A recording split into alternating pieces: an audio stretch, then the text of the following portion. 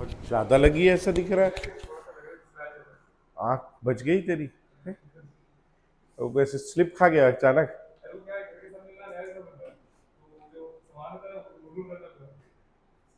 घर के सामने गिरा, निकल रहा था घुस रहा था, अपने घर के सामने गिर गया। मैं भी एक बार ऐसे अपने घर के पास ही मोटरसाइकिल से गिर गया था, क्लास थी मेरी, जो क्लास लेने जा रहा था, गिरा तो फिर पैंट यहाँ से फट गई, फिर घर जाके कपड़े बदल के फिर गया क्लास लेने। चलो, तो क्या पढ़ाया था लास्ट क्लास में? लिमिटिंग रिएजेंट हो गया था, उसके पहले क्या क्या हो गया था दिखाना जरा।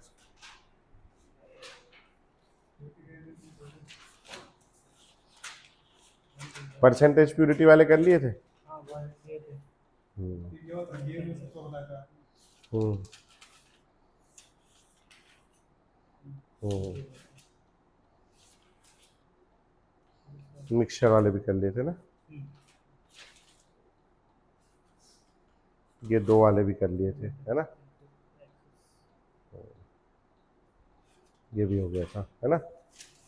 चलो अभी हेडिंग डालना, लिमिटिंग एजेंट तो उस दिन पढ़ा दिया था अच्छे से।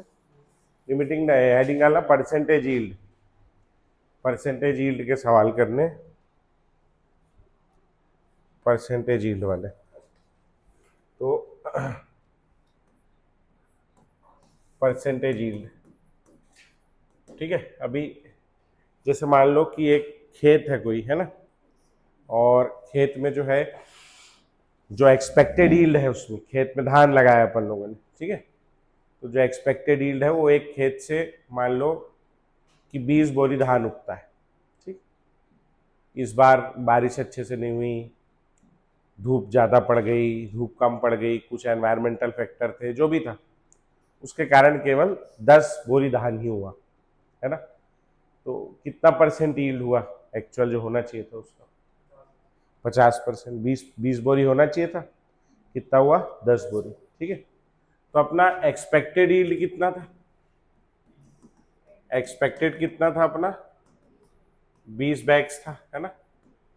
एक्चुअल यील्ड कितना हुआ अपना? एक्चुअल यील्ड अपना 10 बैग ही हुआ है ना। और परसेंटेज यील्ड कितना हुआ? जितना होना चाहिए था, आप बता रहे हो कितना हुआ? 50%। तो ये 50% आपने कैसे निकाला? 10 बैग्स डिवाइडेड बाय क्या? 20 बैग्स इंटू 100। बैग से बैग कट गया, ये 100/2 कितना आ गया आपका? 50%। तो ये आपने कैसे निकाला? ये 10 बैग्स क्या है आपका? Actual yield. तो परसेंटेज यील्ड का फॉर्मूला हो जाएगा एक्चुअल यील्ड अपॉन 20 बैग्स क्या है आपका? एक्सपेक्टेड यील्ड मल्टीप्लाइड बाय क्या भैया? 100। तो ये हो गया आपका परसेंटेज यील्ड का फॉर्मूला, ठीक है। Actual yield upon expected yield multiplied by 100। Formula लिखो। और अब इस पे बेस्ड अपन न्यूमेरिकल करेंगे, ठीक है। तो लिखो भैया क्वेश्चन।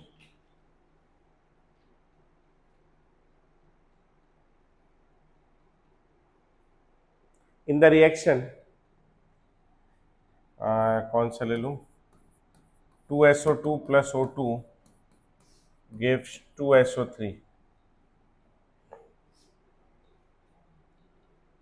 और इसमें लिख लेना यहाँ ब्रैकेट में 60% यील्ड। इसका मतलब क्या है? जितना होना चाहिए उसका केवल 60% ही प्रोड्यूस होगा। What mass of SO3 is produced? What mass of SO3 is produced on reacting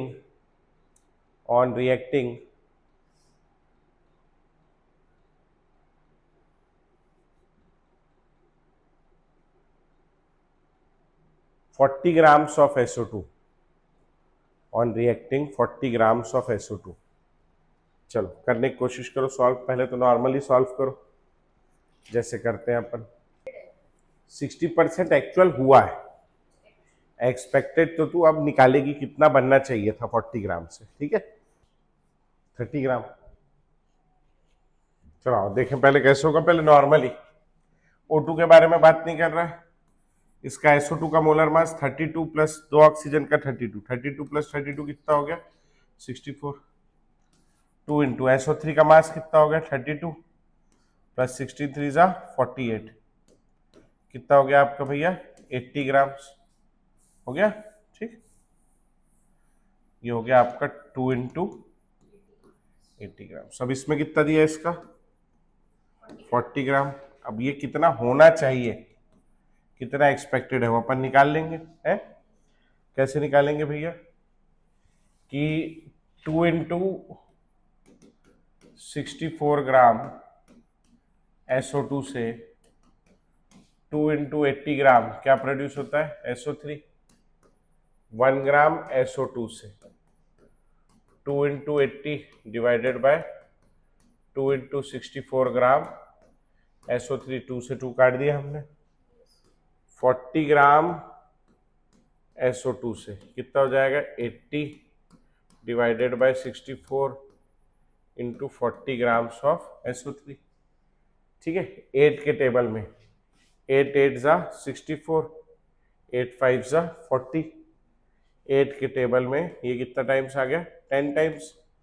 50 gram SO3 होना चाहिए, होना चाहिए मतलब ये क्या है एक्सपेक्टेड। ठीक, now actual yield, actual yield कितनी है केवल मात्र 60% ऑफ क्या बेटा एक्सपेक्टेड यील्ड है नहीं। तो 60% यानी 60 अपॉन 100 इंटू कितना 50 ग्राम, तो ये कट जाएगा कितने 2 टाइम्स और ये कितना 30, तो आंसर कितना आएगा 30 ग्राम। होना कितना चाहिए था 50 ग्राम, लेकिन हुआ कितना केवल 30 ग्राम। समझ आ गया पक्का। ठीक, समझ में आया तेरे को, हो जाएगा। बढ़ूं मैं आगे।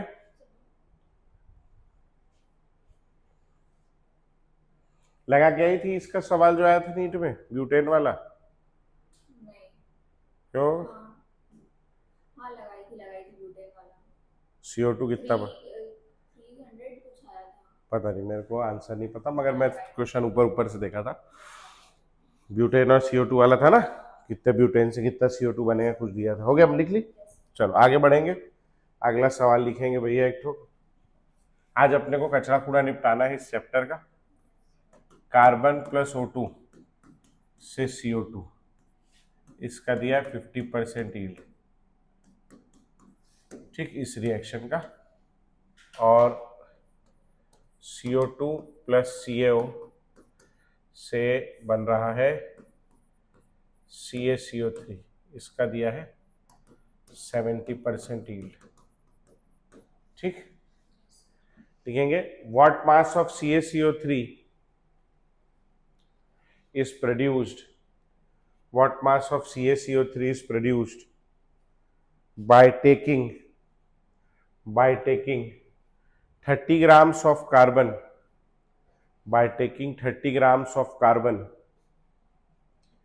in the following sequence of reactions, in the following sequence of reactions। और ये sequence of reaction लिख लेंगे बेटा उसके बाद।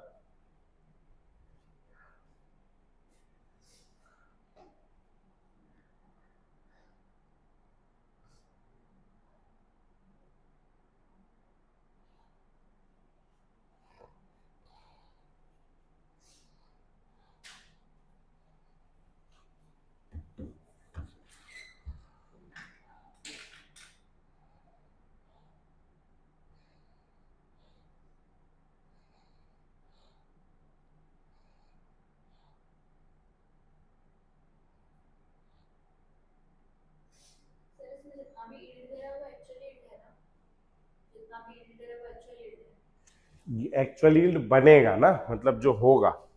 फिर तू पहले ये इसको भूल जा, पहले नॉर्मली सॉल्व कर। 30 ग्राम से कितना बनना चाहिए, 30 ग्राम से मान लो 50 ग्राम बनता है, लेकिन बन कितना रहा है 50% यील्ड हो रहा है, तो एक्चुअल में कितना बनेगा 50 ग्राम का 50% यानी 25 ग्राम।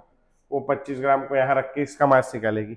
अब वो 25 ग्राम से मान के बोले यहाँ का मास 100 ग्राम आ रहा है, तो 100 ग्राम बनना चाहिए, लेकिन बनेगा कितना तो उसका 70% निकाल के आंसर बता देंगे। समझ में आया? ठीक, चलो करो जल्दी से करो। ग्राम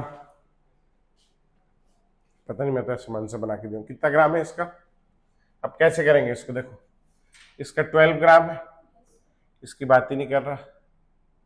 इससे हम लोग दोनों में कनेक्टिंग लिंक कौन सा है? CO2। पहले CO2 यहां से निकालेंगे, उस CO2 को यहाँ पुट करेंगे और इस CO2 से CaCO3 निकालेंगे। समझ में आया? बड़ा अजीब सा दिख रहा है यार तू है। अब ये 12 ग्राम है, इसकी तो बात ही नहीं कर रहा है, इसको छोड़ दो। इसका मास कितना होता है बेटा? 44 ग्राम। क्वेश्चन में इसका 30 ग्राम दिया है, इसका कितना है निकाल लेते हैं, है ना? तो आ जाओ। तो 12 ग्राम कार्बन से 44 ग्राम CO2 बनता है। 1 से कितना बनेगा? और 30 ग्राम कार्बन से इंटू कितना हो जाएगा? 30। 6 के टेबल में 2 टाइम्स, 6 के टेबल में 5 टाइम्स, ये हो गया 22 इंटू 5, 110 ग्राम CO2 बनना चाहिए। ये क्या है? एक्सपेक्टेड है। ठीक, now actual mass of CO2 कितना यील्ड है रिएक्शन का? केवल 50%। तो 50% ऑफ एक्सपेक्टेड मास, है ना? तो 50% यानी 50/100 इंटू 110, है कि नहीं? तो ये 0 से ये 0, ये 0 से ये 0 कट गया, कितना आ गया? 55 ग्राम CO2 बनना चाहिए। बनना था ऐसे ही। अब बस अब इसको उठा करके आप इसमें रख देंगे। CaO प्लस CO2 से गिव्स क्या? CaCO3।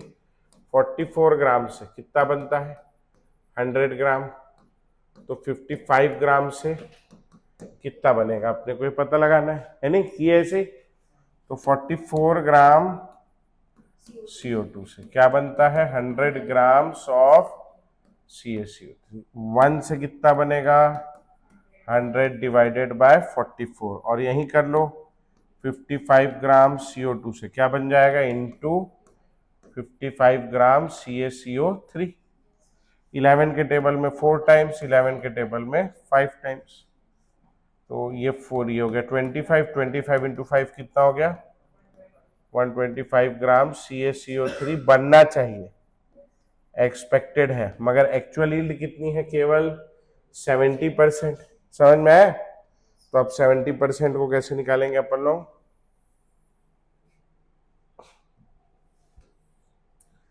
Actual mass of CaCO3 is equal to 70% of 125 gram. समझ में आया? तो 70/100 इंटू 125 ग्राम। तो ये आपका 25 के टेबल में 4 टाइम्स, 25 के टेबल में 5 टाइम्स, 7 5 जा 35, तो 350 डिवाइडेड बाय 4। ठीक, 2 से काट दोगे 175, और फिर 2 से काट दोगे 8, 16 हो गया 8, 15 बचा 87.5 ग्राम CaCO3। समझ में आ गया भैया? ठीक, तेरा आ गया था हीरो, तेरे को समझ आ गया क्या करना है? ये थोड़ा सा मुश्किल है, इतना मुश्किल नहीं पूछता नीट में। नीट में सिंपल पूछता है, तू ऐसा समझ ले तेरे से एक एक, जैसे मैं 2 रिएक्शन पूछा, तेरा एक नहीं 2 क्वेश्चन हो गया। वो एक पूछा है कि भाई 55 ग्राम से कितना बनेगा। ठीक, तो ऐसा हो गया।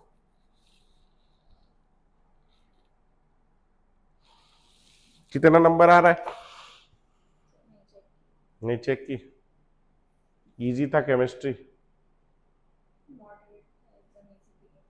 इजी नहीं था पेपर, टफ था, मतलब अच्छा पेपर था। और बायो का 70 बना के आई? फिजिक्स एक भी नहीं बनी?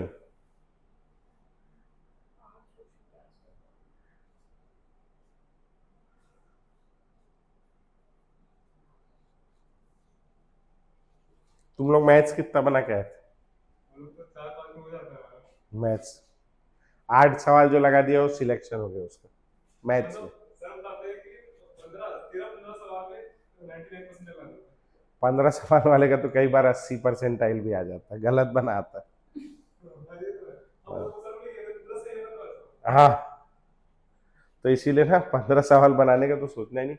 मेरे पास जो बच्चे हैं, जैसे एक गुड़िया, एक भैया का आया था 97, तो वो बता रहा था, बोले सर मैं तो मैथ्स में 4 ही सवाल 5 सवाल बना के आया था, बाकी पूरा मेरा फिजिक्स केमिस्ट्री अच्छा था सर। केमिस्ट्री बोले सबसे अच्छा गया था, और फिजिक्स फिर मैथ्स तो बनता ही नहीं बच्चों से, है ना। हाँ, बहुत।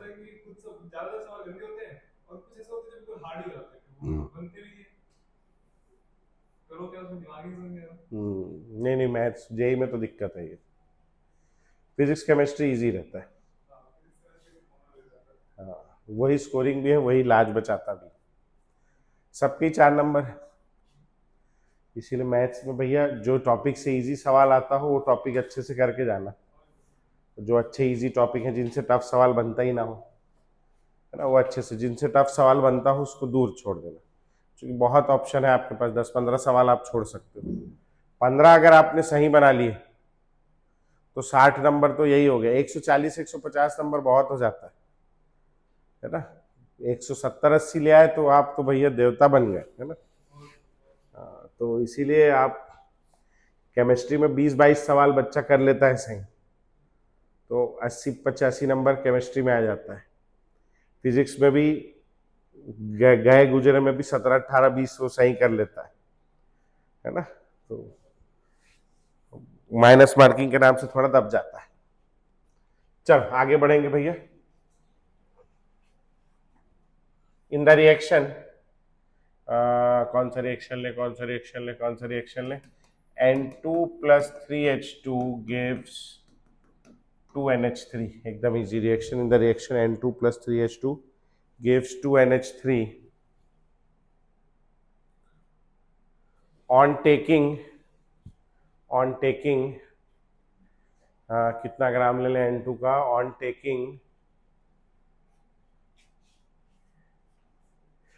5.6 grams of N2, 5.6 grams of N2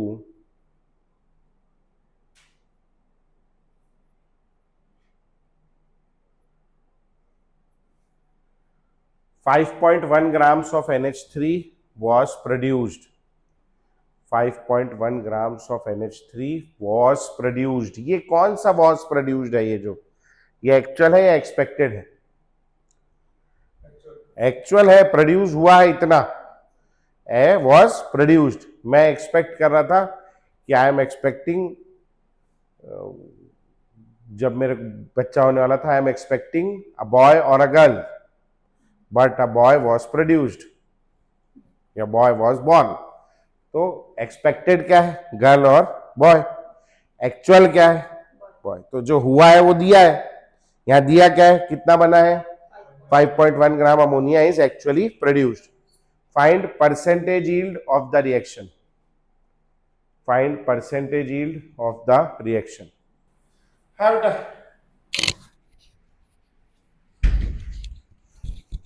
sorry भैया, एडमिशन के लिए फोन आया था, गंदा है पर धंधा है, ये क्या करोगे, है ना, हम नहीं करेंगे बात तो कौन करेगा।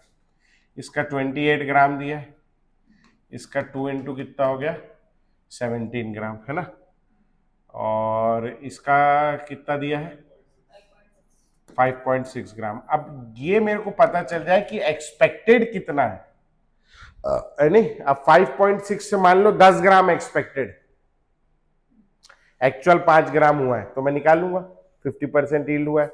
वो सवाल में जो दिया है वो एक्सपेक्टेड है कि एक्चुअल है, वो एक्चुअल मास ऑफ अमोनिया, इतना मास अमोनिया का एक्चुअल हमको कौन बताएगा, है। मेरे यहाँ एक खेत है, 1 एकड़ में 20 बोरी धान उगता है, मान लो, मेरे को नहीं पता कितना उगता है, मैं आपको बता दिया कि मेरे पास 4 एकड़ खेत है, तो आप क्या एक्सपेक्ट कर सकते हो, कितना एकड़ धान उगेगा, कितना बोरी धान उगेगा, है 20 बोरी, 20, एक एकड़ में कितना उगता है, 20, तो मेरे पास 4 एकड़ खेत है, तो कितना एक्सपेक्टेड है, 80 बैग्स आप मेरे को एक्सपेक्ट कर लिए, है नहीं।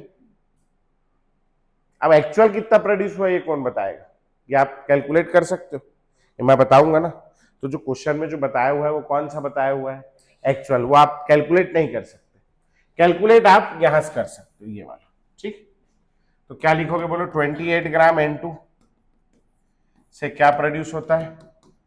2 into 17 grams of NH3। 1 gram N2 से क्या प्रोड्यूस हो जाएगा? 2 into 17 divided by 28 grams of NH3 हो जाएगा। और कितना दिया है?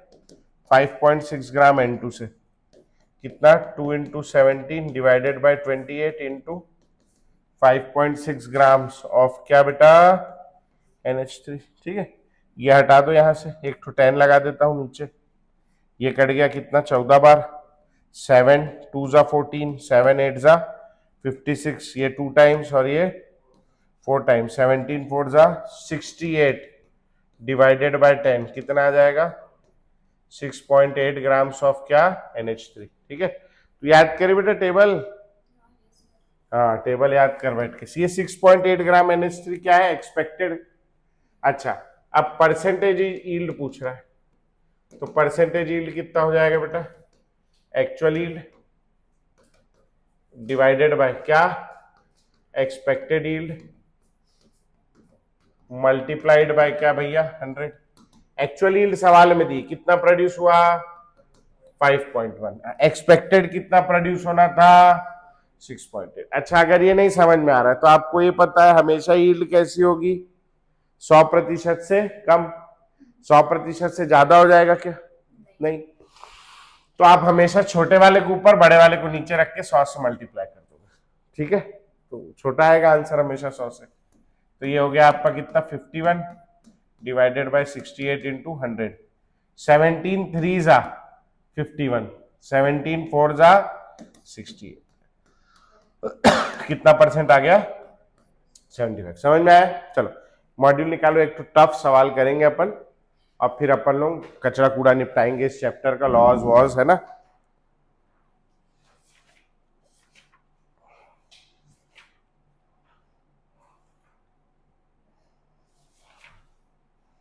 दो सवाल करेंगे, सॉरी, मिल जाए बस मेरे को, जैसे मिलेगा मैं वैसे ही कराऊंगा आप लोगों को।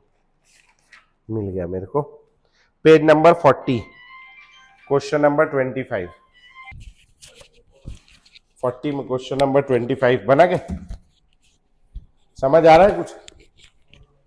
थोड़ा थोड़ा, तू ज्यादा लोड नहीं लेना है ना, थोड़ा बहुत देखना, आधा आधा भी देखेगी तो चल जाएगा। क्या बोल रहा है? कार्बन सॉलिड लिया है प्लस O2 गैस लिया है, ये दोनों मिलके क्या बना रहे हैं?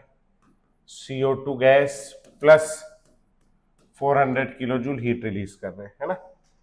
दूसरा रिएक्शन दिया है carbon solid plus half O2 gas, दोनों मिलके बना रहे हैं CO गैस और plus 100 kilo joule heat release कर रहे हैं। अब बोल रहा है heat when coal of 60% purity is allowed to burn in presence of insufficient oxygen, 60% of carbon is converted to CO and sorry है ना, हाँ, दे रिएक्शन दे दिया।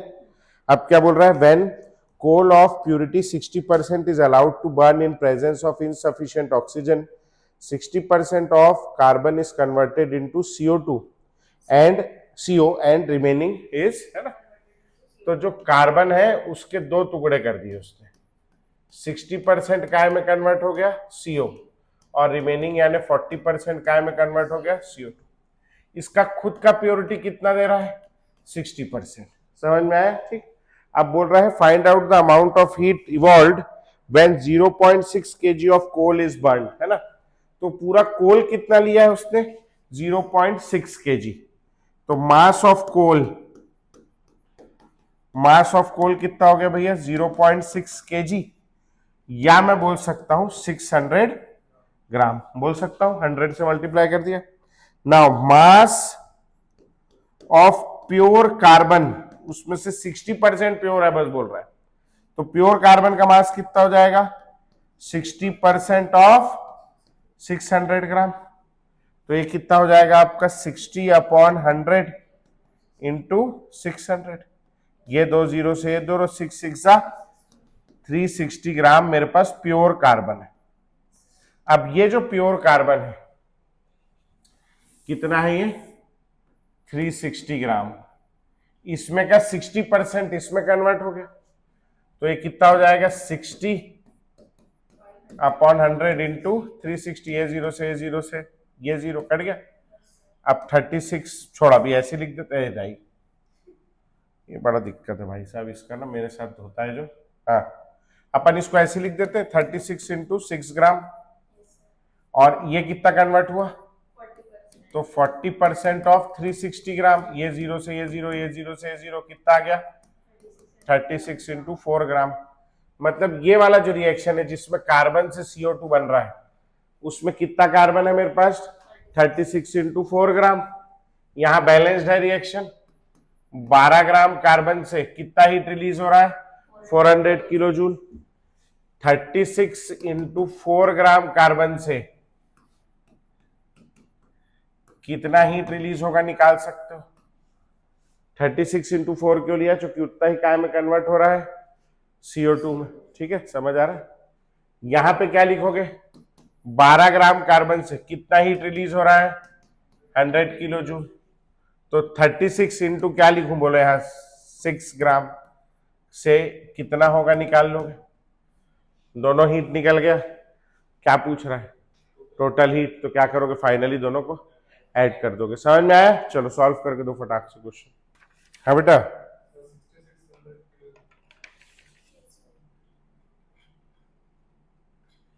कितना आ रहा है, वो पीछे क्या दिया आ गया, करके दिखाऊं मैं, तेरा है बेटा है गुड़िया। हाँ तो ये वाला ये हो जाएगा आपका 3 3 6 टाइम्स है ना, ये आया होगा 600 किलो जूल, आया क्या 100 वाला, नीचे ये वाला, हाँ 18 टाइम्स हुआ, सॉरी सॉरी ठीक है। हाँ ये वाला आएगा 1800 किलो जूल, और ऊपर वाला कितना टाइम्स हो गया आपका, ये हो गया 12 गुना हो गया, तो ये आया होगा 48। हाँ 48 आया ना, और टोटल हीट कितनी हो जाएगी आपकी, टोटल हीट हो गई आपकी 4400 नहीं 4800 kilo joule plus 1800 kilo joule, तो ये हो गया 0 0 16 6600 किलो जूल। समझ में आ गया, शॉर्ट में किया। तो एक क्वेश्चन और करके दिखाएंगे, मेरे को बाजू वाले पेज में है कि कहाँ है वो,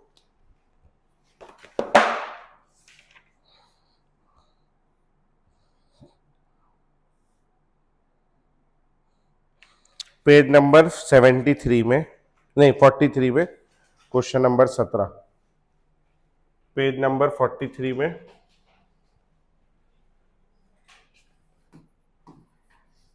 पेज 43 में क्वेश्चन नंबर 17 करके बताएंगे।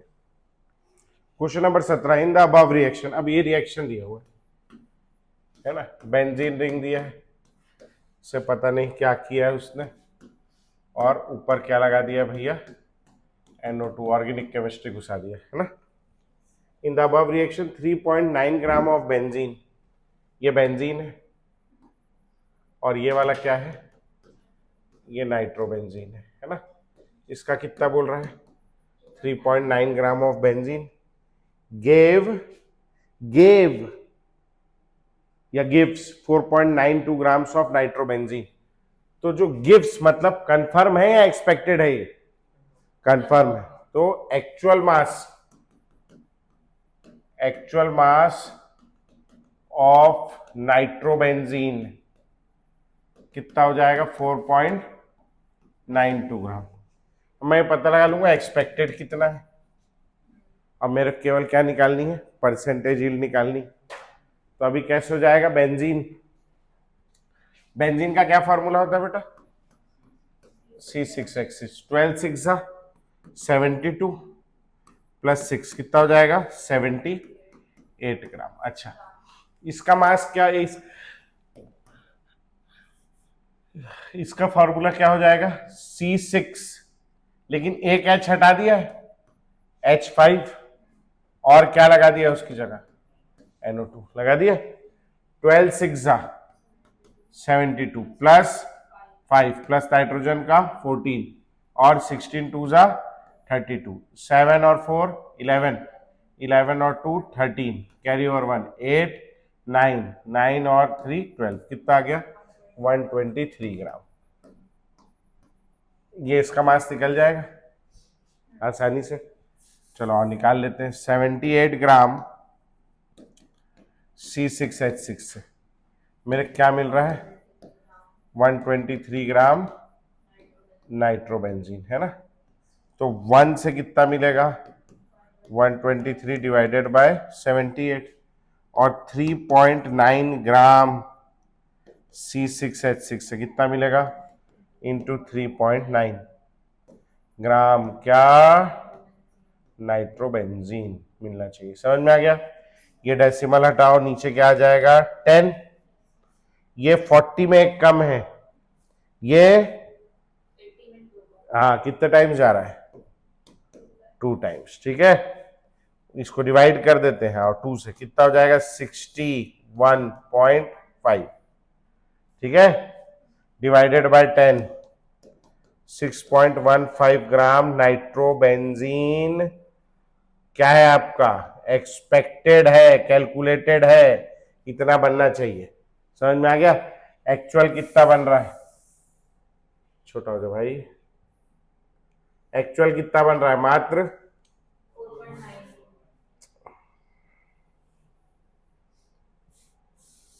कितना बन रहा है 4.92। तो percentage yield, actual yield divided by क्या, एक्सपेक्टेड यील्ड इनटू 100। हाँ जी, एक्चुअल कितना बना 4.92, बनना कितना था, इनटू क्या हो गया 100। समझ में आया पक्का, है ना। तो ये हो जाएगा 492,615 इंटू 100। 492 3 से डिविजिबल है, 615 भी 3 से डिविजिबल है, 7 5 12, 13 और 2 15, 3 से दोनों डिविजिबल है। 3 से हो जाएगा 205, ये हो जाएगा 164, है ना। ये किससे कटेगा यार,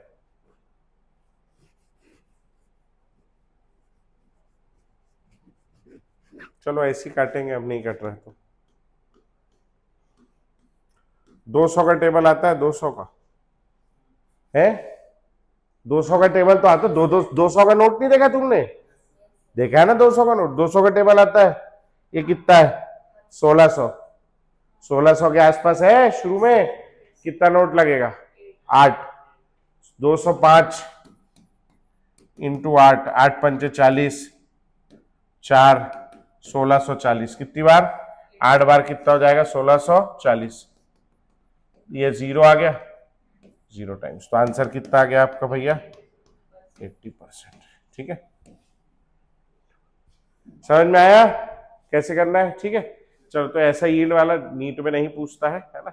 नीट में सिंपल सिंपल सवाल पूछता है कि ये दिया है तो ये कितना बनेगा, बाकी का नीचे का भूल जाए, ये कितना बनेगा, ठीक। तो ये इतना तो निकाल लेगी, कितना बन सकता है वो अलग है ना।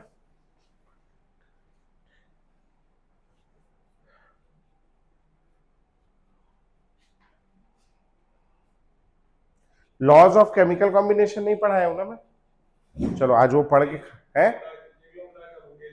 हाँ, बाकी 3 4 लॉ है वो पढ़ते हैं, डाल्टन का थ्योरी वो पढ़ते हैं, बाकी significant figure, rounding off, rounding off से इस बार सवाल आया नीट में, पूछा था डेसिमल के बाद 3 डिजिट तक राउंड ऑफ करना है, और एग्जैक्ट नंबर तो मेरे को याद नहीं क्या था, मगर मैं आपको बता रहा हूं 2.1445 था एक बार, और एक बार 3.2435 था। डेसिमल के बाद 3 डिजिट तक राउंड ऑफ करना है, मतलब इतना रखना है। इसका राउंड ऑफ कितना होगा, क्या 5 आ रहा लास्ट में दोनों में, उस किसको देखते हैं, पहले वाले नंबर को। अगर पहले वाला नंबर इवन है तो छोड़ देते हैं, ऑड है तो बढ़ा देते हैं। बताओ, ये आया था पेपर में। इस बार नहीं, इसी बार का बोल रहा हूं मैं अभी। हाँ, नंबर इसी टाइप का कुछ था, एग्जैक्ट नंबर तो मेरे को याद नहीं है, मगर एक में ऑड था एक में इवन था, तो लास्ट में 5 था। तो सोचो आप, ये पूछ रहा है नीट के पेपर में, री नीट के पेपर में, कितना बढ़िया है। अभी पढ़े अपन 4 दिन, बना के ये नहीं बना गई। हाँ हाँ, नहीं तेरे कूदता मैं। हाँ। चलो जल्दी से नोट कर, तो मेरे को आगे लॉस पढ़ाना है यार, इसका बड़ा दिक्कत है भाई साहब इसका।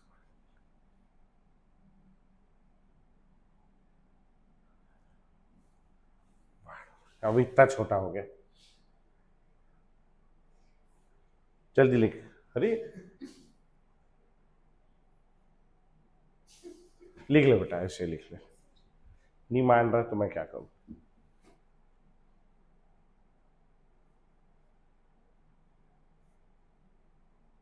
बस आज अपन ये खत्म कर देंगे, कल से नया चैप्टर चालू करेंगे। संडे को टेस्ट में नया वाला चैप्टर देंगे अपन, रेडॉक्स का, ठीक है।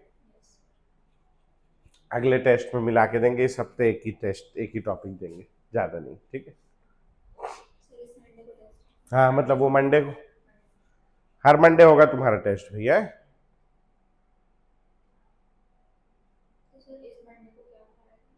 इस मंडे को मैं सोच रहा हूँ कि आने वाला चैप्टर जो मैं अभी चालू करूंगा कल से, रेडॉक्स। हाँ वो 4 दिन में मैं बहुत सारा पढ़ा दूंगा, बैलेंसिंग तक के। बस आप, मेरा आज वहाँ दूसरी क्लास थी रेडॉक्स की, उसमें मेरा आयन इलेक्ट्रॉन मेथड हो गया बेटा। वो लोग बहुत तेजी से पढ़ रहे हैं, आप लोग को भी थोड़ा सा, मतलब आप लोग से एक क्लास आगे हो लोग, ठीक है। जबकि चालू मेरे ख्याल से एक ही दिन हुआ था,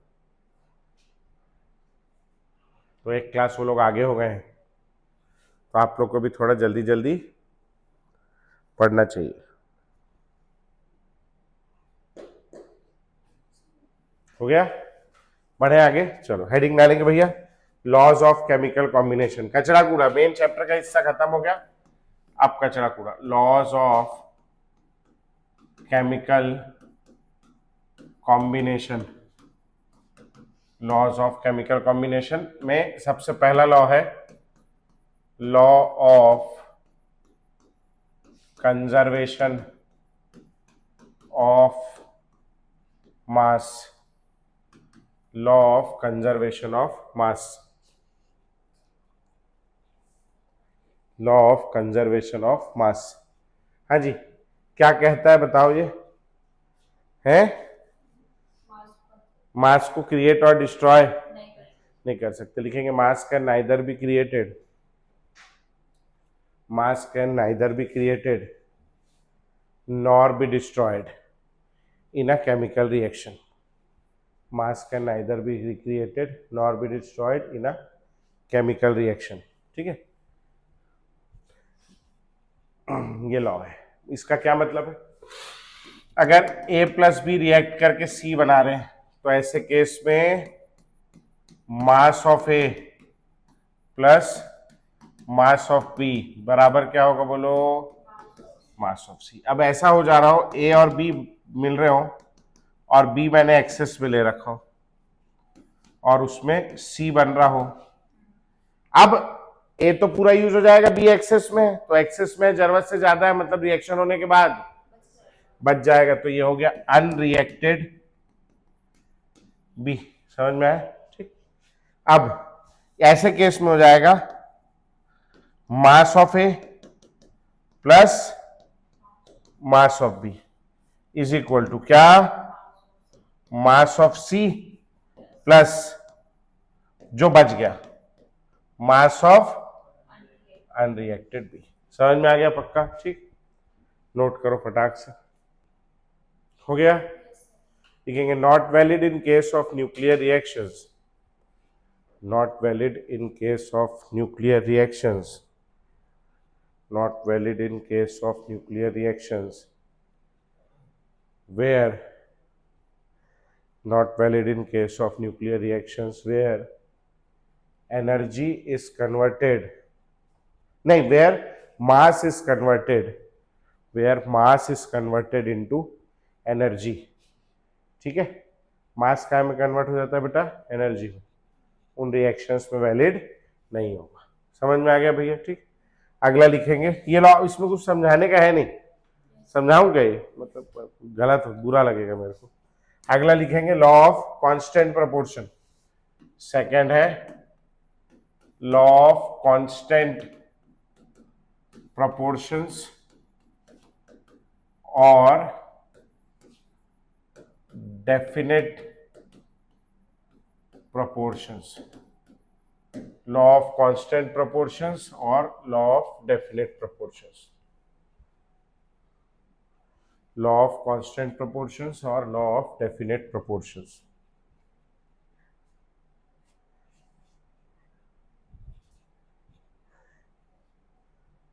लॉ ऑफ कांस्टेंट प्रोपोर्शंस और लॉ ऑफ डेफिनेट प्रोपोर्शन। ठीक है, तो law of constant proportion, constant proportion क्या हो जाएगा, जैसे कि मेरे पास में वो है, क्या बोलते हैं उसको, पानी। जैसे ये पानी मैं अपने घर से लाया है ना, ये पानी वो अपने घर से लाई, तुम अपने घर से पानी ले आओ, कोई समुद्र से पानी ले आया, कोई नदी से पानी ले आया, कोई तालाब से पानी ले आया, कोई कुएं से पानी ले आया, कोई नगर निगम के नल से पानी ले आया, कोई नाली से पानी ले आया, सब तरफ के पानी में क्या मिलेगा अपने को, H2O। H2O मिलेगा फिक्स, कि किसी में कार्बन आर्बन में मिलेगा नहीं, हर बार क्या मिलेगा अपने को, H2 और इनके मास का रेशियो क्या होगा बोलो, 2:16। समझ में आ गया भैया? ठीक, तो लिखेंगे भैया a compound always contains the same elements. A compound always contains the same elements in a fixed ratio. Same elements in a fixed ratio of their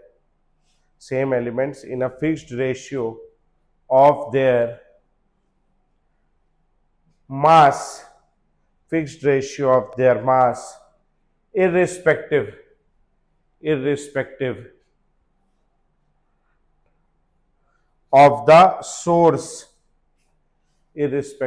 source from which it is obtained, समझ में आया? ठीक, for example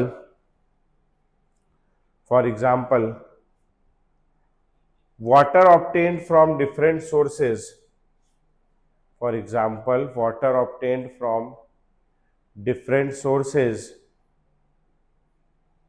like tap water, river, lake, well, etc., always contains only hydrogen and oxygen,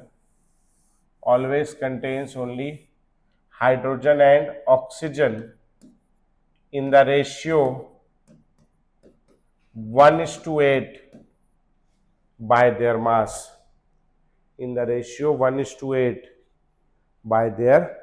ये वाला लिख लेंगे example ऐसे, H2O 1:8 by their mass।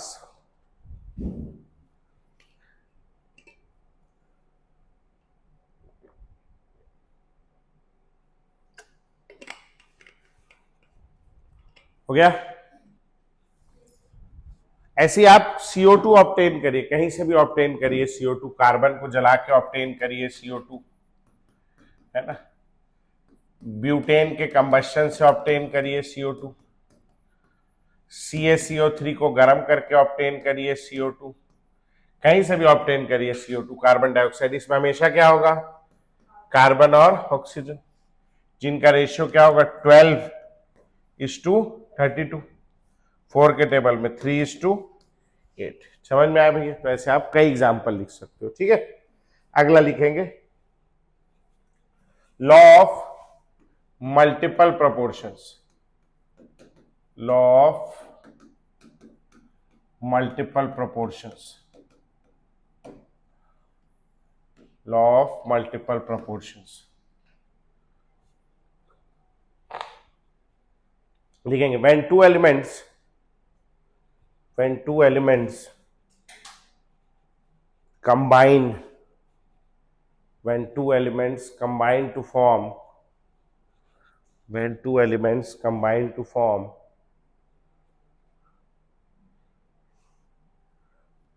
two or more compounds, when two elements combine to form two or more compounds, then the mass of one element, then the mass of one element which combines, then the mass of one element which combines with a fixed mass, which combines with a fixed mass of other, which combines with a fixed mass of other, is always in a simple whole number ratio, is always in a simple whole number ratio.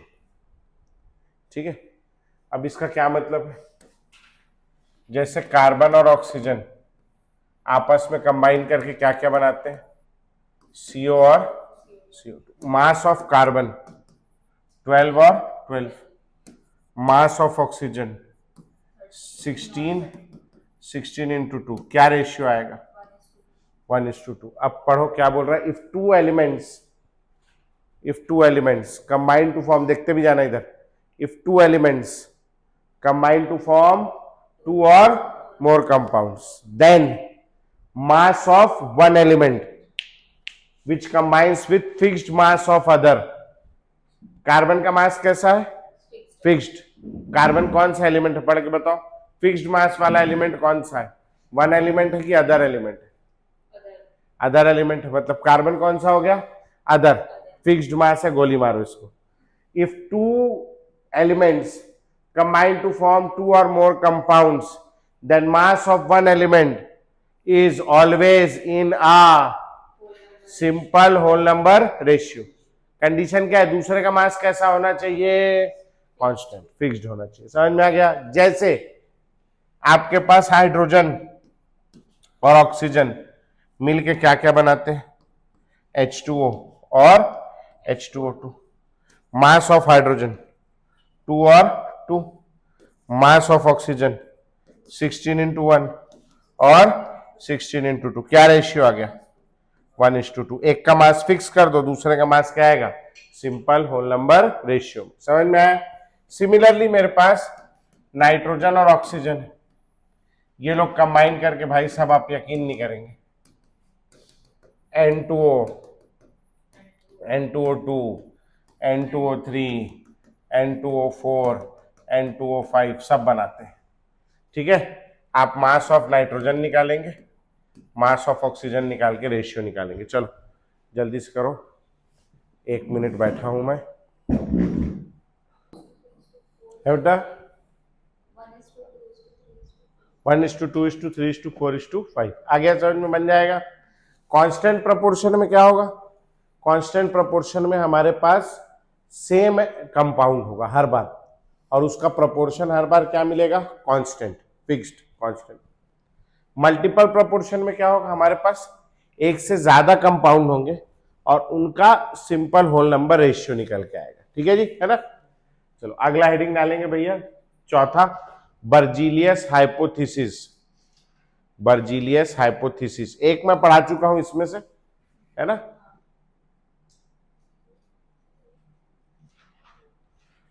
Berzelius, BERZELLIUS, Berzelius, ये round of कर दिया मैंने spelling को, है ना, है ना। Hypothesis, hypothesis अब क्या कहते थे बर्जीलियस अंकल लिखेंगे भैया, equal volume of all gases, equal volume of all gases under equal volume of all gases under identical conditions, equal volume of all gases under identical conditions of temperature and pressure, under identical conditions of temperature and pressure contain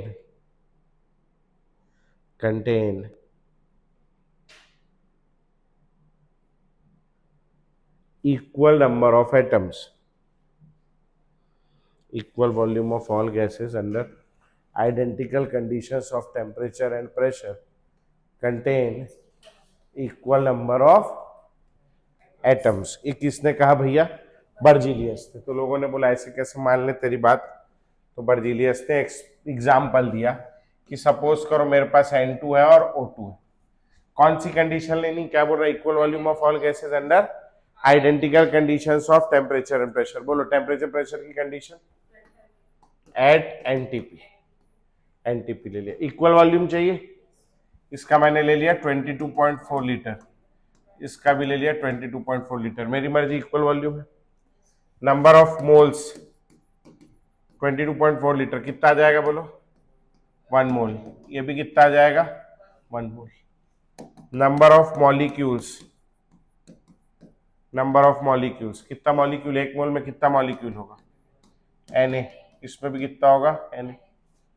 now number of atoms, हाँ जी बोलो, N2 में 1 में 2 है, तो Na में कितना होगा बोलो, और ये भी कितना होगा?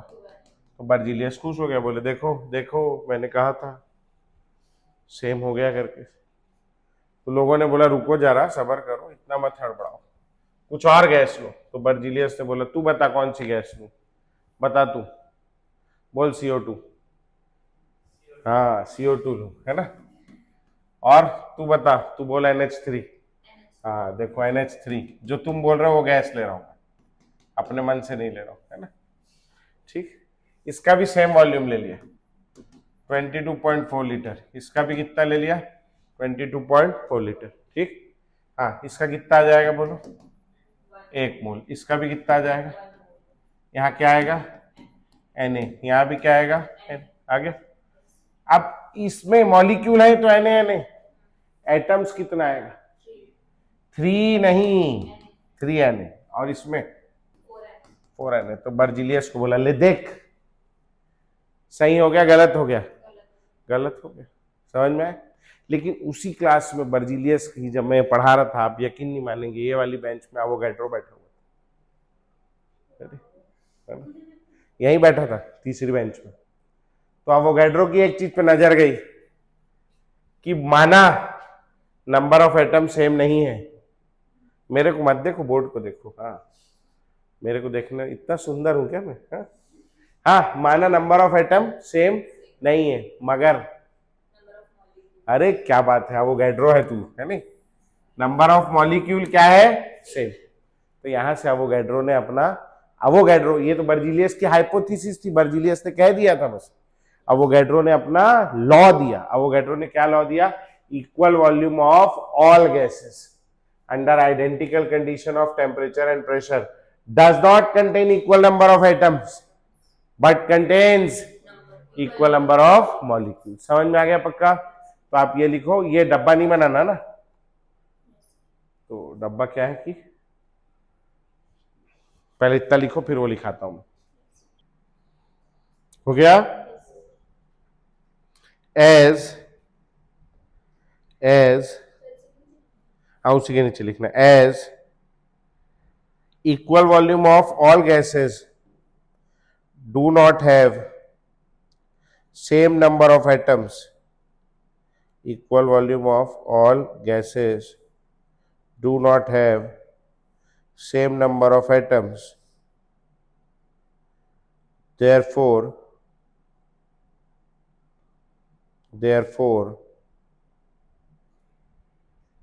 Berzelius hypothesis failed.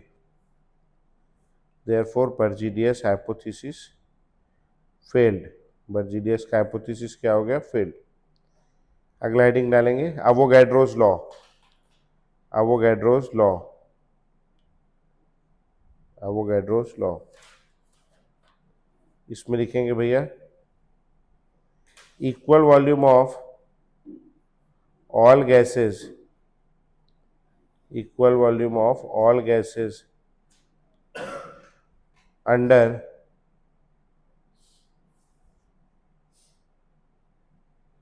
equal volume of all gases under identical conditions of temperature and pressure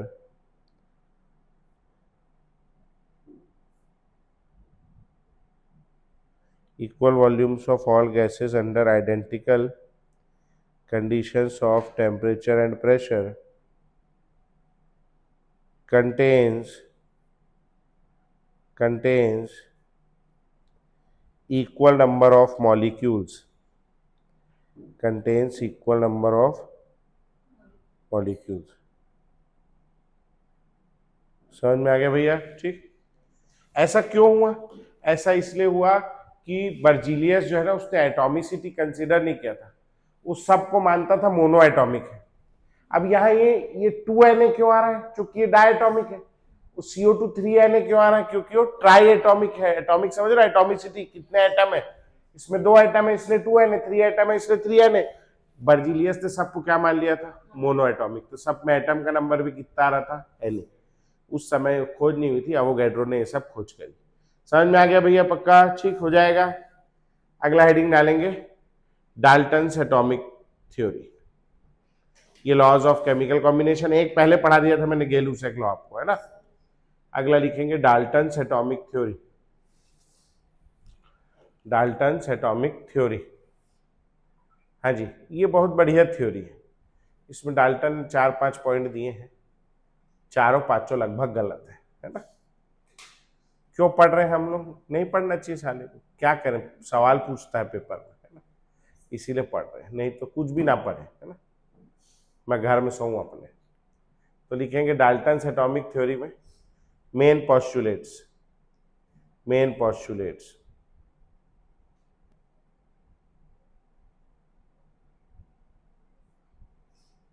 main postulates.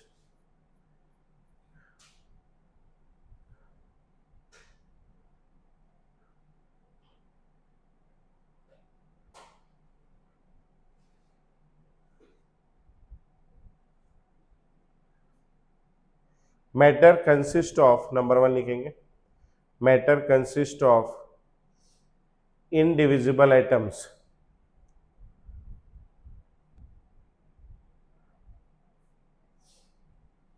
Indivisible मतलब उसको फर्दर डिवाइड आप लोग कर लेते हो नहीं कर लेते? कर लेते हो. कैसे नहीं करते हो? इलेक्ट्रॉन प्रोटॉन न्यूट्रॉन में विभाजित नहीं कर सकते एटम को? कर सकते ना. वो बोल रहा है एटम का अंदर फर्दर कोई छोटा टुकड़ा नहीं है, एटम सबसे छोटा टुकड़ा है. जबकि ऐसा है क्या? एटम से छोटे कौन है? इलेक्ट्रॉन प्रोटॉन न्यूट्रॉन, ये लोग छोटे हैं. ठीक है. अगला लिखेंगे भैया number 2, all the atoms of an element, all the atoms of an element are similar in all aspects. All the atoms of an element are similar in all aspect. They have identical properties.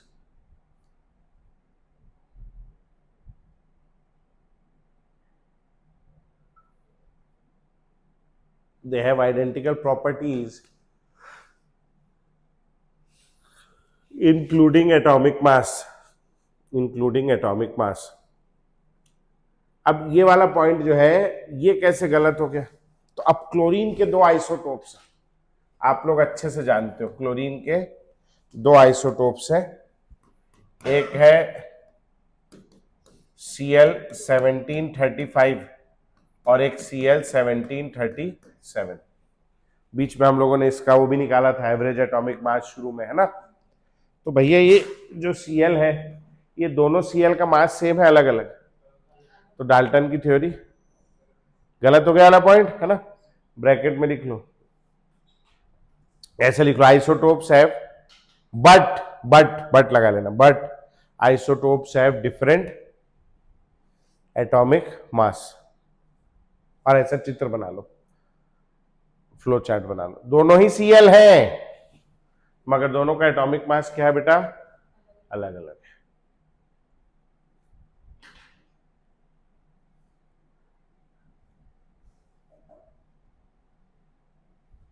हो गया, तीसरा point लिखेंगे भैया, अच्छा नहीं उसी में ही लिख लो, या तो atoms of different elements, atoms of different element, बोलो अलग अलग एलिमेंट के एटम कैसे होंगे, सेम होंगे डिफरेंट होंगे, are different, atoms of different elements are different, ठीक है। अच्छा अगला लिखेंगे, atoms combine in simple but fixed, atoms combine in simple but fixed whole number ratio, atoms combine in simple but fixed whole number ratio to form compounds, atom combine in simple but fixed whole number ratio to form क्या भैया, compound. जैसे hydrogen और oxygen मिलेंगे तो हर बार क्या formula आएगा, H2O, इनका number का रेशियो कैसा है, 2:1, कैसा रेशियो है, सिंपल, और हर बार H2O ही बनता है, इसलिए कैसा है, फिक्स्ड भी। समझ में आ गया पक्का, ठीक। लेकिन जरूरी नहीं है ऐसा, बहुत सारे नॉन स्टाइशियोमेट्रिक कंपाउंड होते हैं, जैसे Fe0.940 से लेकर के Fe0.9697 तक होता है, याद नहीं मेरे को, है ना। तो ये सिंपल रेशियो है क्या, होल नंबर रेशियो है क्या, नहीं, और ये वैल्यू फिक्स्ड भी नहीं है, ये वैल्यू कैसी है, वेरिएबल। जबकि डाल्टन का नियम क्या बोल रहा है कि ये रेशियो कैसा होगा, हमेशा सिंपल होल नंबर, और दूसरा कैसा होगा, फिक्स्ड। जबकि फिक्स्ड है क्या ये, नहीं, चेंज हो सकता है, ठीक। अगला लिखेंगे, अगला point, atoms can neither be created nor be destroyed, atoms can neither be created nor be destroyed in a chemical reaction, atoms can neither be created nor be destroyed in a chemical reaction, only reorganization of atoms, only reorganization of atoms takes place, only reorganization of atoms takes place, केवल atom का क्या हो रहा है बेटा, reorganisation, ठीक। अच्छा अब भैया डाल्टन के एटॉमिक थ्योरी से हमको क्या पता चला, atom can neither be created nor be destroyed, और जब हम एटम को क्रिएट नहीं कर सकते, एटम को डिस्ट्रॉय नहीं कर सकते, तो जितना मास रिएक्टेंट का होगा उतना ही प्रोडक्ट का होगा। ये कौन सा नियम है, लॉ ऑफ कंजर्वेशन ऑफ मास। तो डाल्टन का नियम किसको एक्सप्लेन कर सकता है, लॉ ऑफ कंजर्वेशन ऑफ मास को, पहला। दूसरा, डाल्टन का नियम क्या बोलता है, जब भी H2O, हाइड्रोजन और ऑक्सीजन कंबाइन होंगे, हर बार क्या बनेगा, H2, और उसमें हमेशा उनके मास का रेशियो क्या होगा, फिक्स्ड। उनका मास का रेशियो कैसा होगा, कांस्टेंट। कौन सा लॉ समझा रहा है, लॉ ऑफ है फिक्स्ड प्रोपोर्शन या कांस्टेंट प्रोपोर्शन। समझ में आया पक्का, ठीक। तो डाल्टन की जो थ्योरी है वो दो लॉ एक्सप्लेन कर सकती, तो लिखेंगे भैया, Dalton's atomic theory can explain, Dalton's atomic theory can explain laws of chemical combination. Dalton's atomic theory can explain laws of chemical combination, like law of conservation of mass, like law of conservation of mass, or law of constant proportion, law of conservation of mass or law of constant proportion। समझ आ गया? ठीक, ये दो को explain कर सकता है। कैसे? मास क्रिएट नहीं हो रहा, डिस्ट्रॉय नहीं हो रहा, मतलब मास कांस्टेंट रहेगा। और दूसरा, जब भी कंबाइन करेंगे तो उनका कंबाइन करने का रेशियो कैसा होगा? फिक्स्ड होगा, तो कांस्टेंट प्रोपोर्शन हो गया। But it can not explain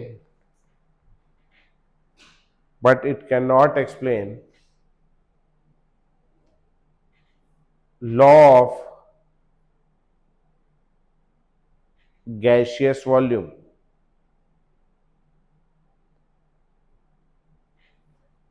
but it can not explain law of gaseous volume वाले लॉ को एक्सप्लेन नहीं कर पाएगा। ठीक है, चूंकि ये कोई भी ऐसी बात नहीं कर रहा है कि gases combine in fixed ratio, ऐसा कुछ भी नहीं बोल रहा है। ठीक है, गेल-यूसेक लॉ को नहीं कर पाएगा एक्सप्लेन। चलो आओ, दो ठो सवाल लगाएंगे फिर जाना। Page number 35, question number 2 and 3। Page number 35, question number 2 and 3, जल्दी से। हो गया? क्या है बोलो? पहला वाला क्या बोल रहा है? पहला पॉइंट क्या बोल रहा है, पढ़ना जरा। हाँ सही बात है, गलत बात? कितने पार्टिकल होते हैं? 3, इलेक्ट्रॉन, प्रोटॉन, न्यूट्रॉन। अच्छा, एक एलिमेंट ऐसा होता है जिसपे दो ही फंडामेंटल पार्टिकल होते हैं, हाइड्रोजन। कौन कौन सा? इलेक्ट्रॉन और प्रोटॉन, न्यूट्रॉन नहीं होता उसमें। पहला वाला सही है, गलत है? गलत है। दूसरा वाला क्या बोल रहा है? हाँ, 1 इंटू 10⁻⁻ समथिंग इंटू 10⁻⁻³ kg। ये सही लग रहा है ना? 9.1 इंटू 10⁻⁻³ होता भी है, उसके बाद का जरा मेरे को नहीं पता। खैर, फर्स्ट वाला डेफिनेटली गलत है। आंसर में किसमें फर्स्ट है उसको एलिमिनेट कर दो। कौन कौन से ऑप्शन में 1 है उसको हटा दो। हटा दिए? कितने हट गए? बस अब 2 ही बचे। तीसरा पॉइंट क्या बोल रहा है? हाँ, तो आइसोटोप ये भी लिखा है, वो आइसोटोप की सेम केमिकल प्रॉपर्टी होती है, क्योंकि एटॉमिक इलेक्ट्रॉनिक कॉन्फ़िगरेशन सेम होती है। तो सही है, गलत है? ये सही है, तो ये सही हो गया है ना। अगला वाला क्या है? इलेक्ट्रॉन बोल रहा है? क्या गलती है इसमें? प्रोटॉन तो ठीक है, लेकिन प्रोटॉन के साथ कौन होता है? यहाँ क्या बोल रहा है? तो ये गलत हो गया है ना। और अगला वाला?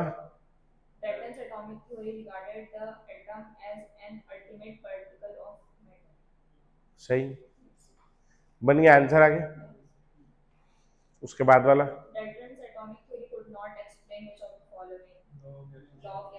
Law of gaseous. अब भी लिखा है, मैं 2 साल पहले पूछा।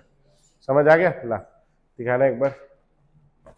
और इतना ही नहीं, अभी और भी है।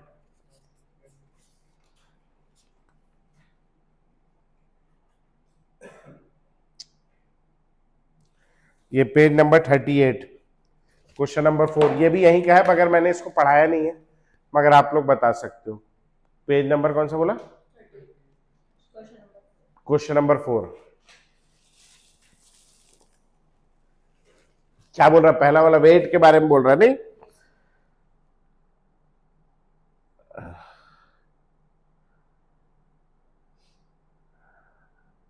बोलो, पहला वाला सही है, गलत है? क्या बोल रहा है पहले वाले में?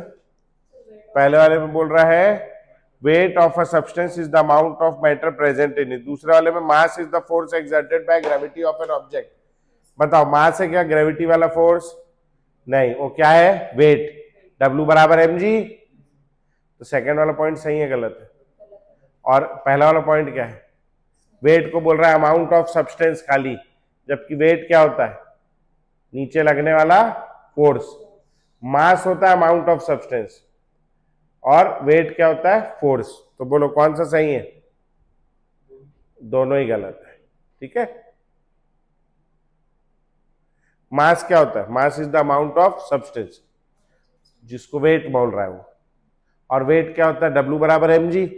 जो नीचे फोर्स लगता है, तो वेट में तो नीचे फोर्स लगता है ना, वो लगा रहा है क्या उसको? पढ़ पहले वाले को। वेट को बोल रहा है क्या फोर्स है? वेट को क्या बोल रहा है? Amount of substance. और मास को क्या बोल रहा है? फोर्स। तो मास गलत हो गया, और वेट भी गलत हो गया। तीसरा वाला क्या बोल रहा है? पढ़ो। ये बात सही। और